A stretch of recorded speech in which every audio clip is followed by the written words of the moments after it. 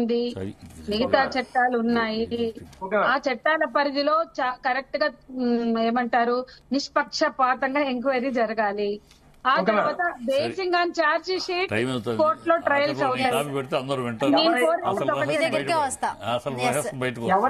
ఎవరైతే తప్పు చేశారో వాళ్ళకి శిక్ష పడాలని ఇక్కడ ఉన్న వాళ్ళే అందరిది కూడా అదే మన మనం జడ్జిమెంటల్ గా ఉండొద్దు. అప్పుడెందుకు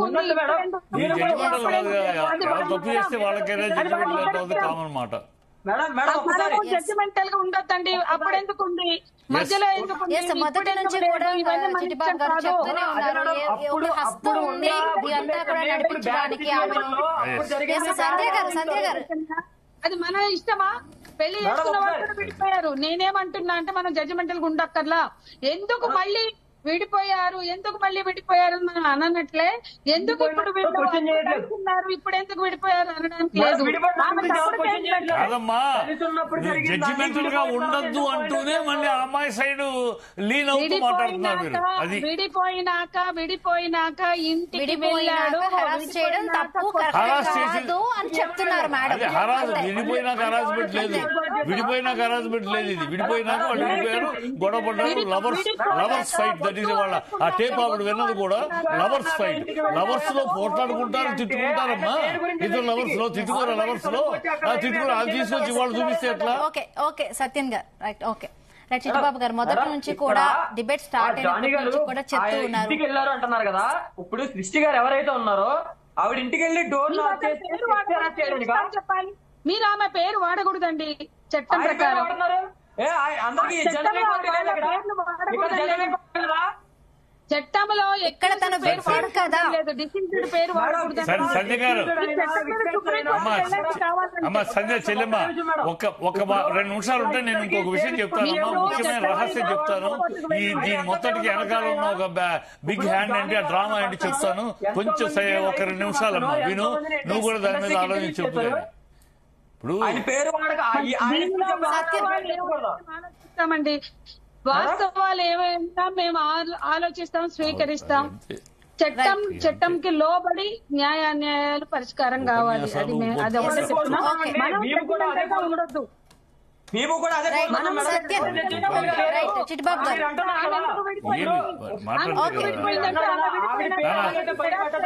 సత్యం సత్యం ఒక 2 నిమిషాలు ఆగామంటామా? ఒక చిన్న రహస్యం చెప్తాను. వెనక ఎవరో ఉన్నారని మొదటి నుంచి రహస్యం బయట చెప్తాను. కొంచెం ఒక 2 నిమిషాలు నాకు టైం ఇవ్వమ్మా.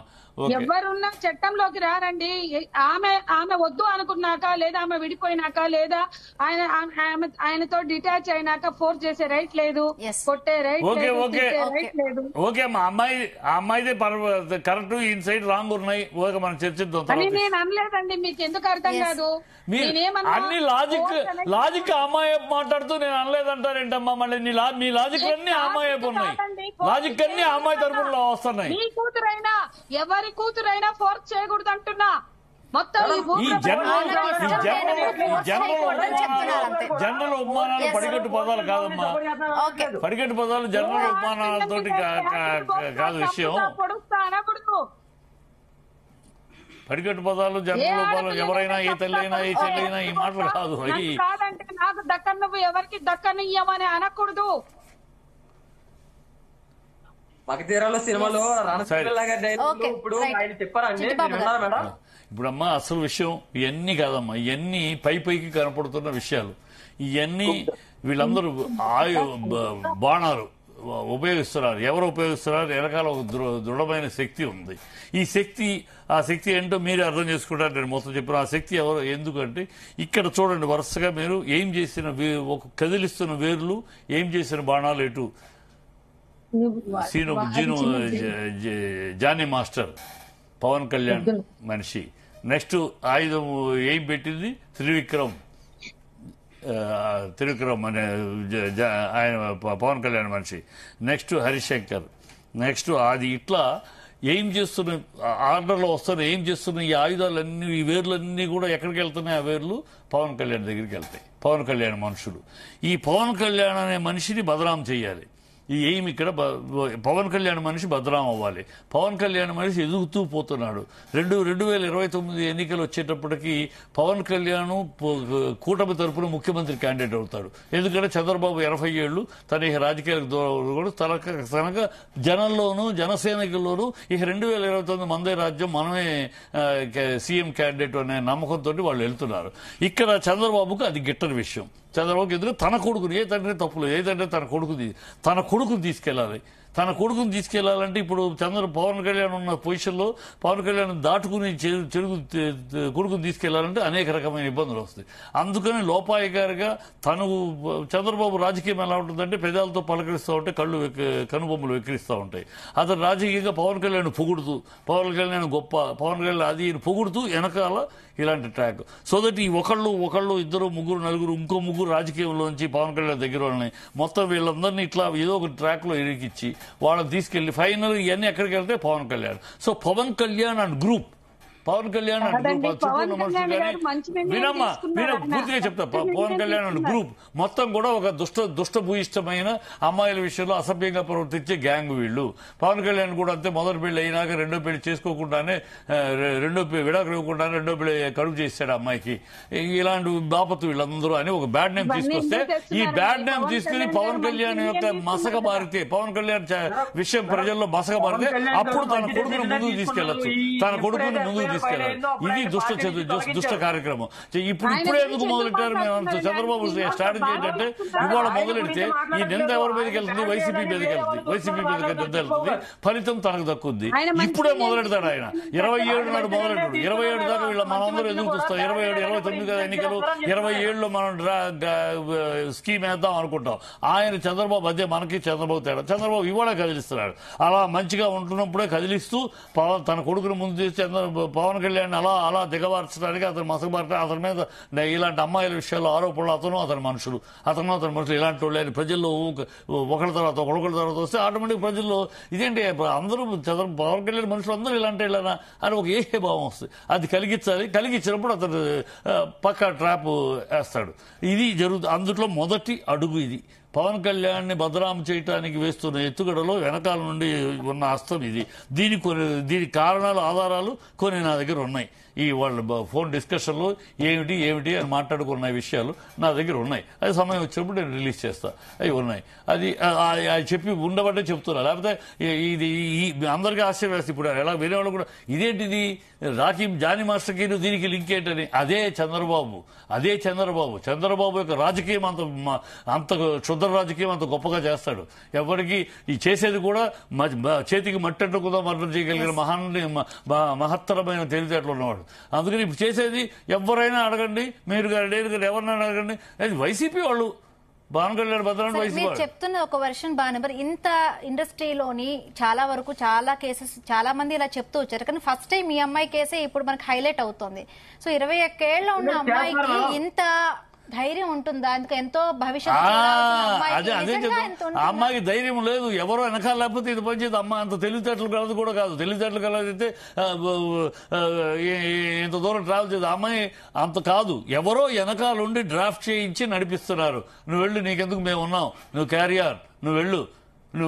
ఇది వాళ్ళ ట్రాక్ నడుస్తుంది. ఎవరు నడుస్తారో అన్ని బయటకు వస్తాయి తొందరలో. ఆ అమ్మాయి ఎంత ధైర్యంగా ముందుకెళ్తాం. పోలీసులు ఇంకోటి మన పోలీసులు కూడా తెలుసు. అధికార పార్టీ వాళ్ళ యొక్క ప్రోద్బలం లేకపోతే మన పోలీసులు ఇంత అత్యుత్సాహంగా చేయరు.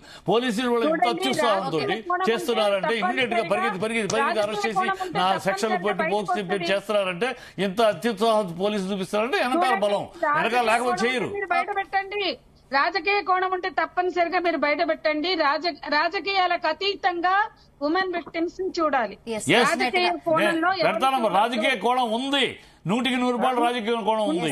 సుమిత్ మీరేమనుకుంటున్నారు? ఇది పొలిటికల్ యాంగిల్ ఉంటుంది అనుకుంటున్నారా ఈ జానీ మాస్టర్ కేసులో? అమ్మా నేనేమనుకుంటున్నానంటే ఇది లవ్ జిహాదీ కేసు కాదు. ఒక నిమిషం, ఇది వినండి. ఒక పార్టీకి చెందిన మత కోణం లవ్ జిహాదీ అన్నారు, అది తప్పు. ఇంకొక పార్టీ గాని ఇంకొక గ్రూప్ గాని మరో రాజకీయ పార్టీ కోణం తెస్తున్నారు.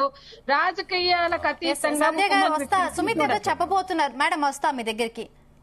యాక్చువల్లీ చిట్టిబాబు గారు చెప్పిన యాంగిల్ చాలా కాన్స్పిరసీ థియరీలా ఉందండి. ఎందుకంటే ఒక బేసికలీ చిట్టిబాబు గారికి పాలిటిక్స్ మీద మంచి ఎక్స్పీరియన్స్ ఉంది కాబట్టి, నాలెడ్జ్ ఉంది కాబట్టి, ఆయన ఆ సర్కిల్లో తిరిగాడు కాబట్టి ఆయనకు కొన్ని విషయాలు నాకు తెలిసి, అంటే మేము ఇండస్ట్రీలో వాళ్ళం కాబట్టి మాకు ఇక్కడ ఉన్న విషయాలే ఎక్కువ తెలుసు.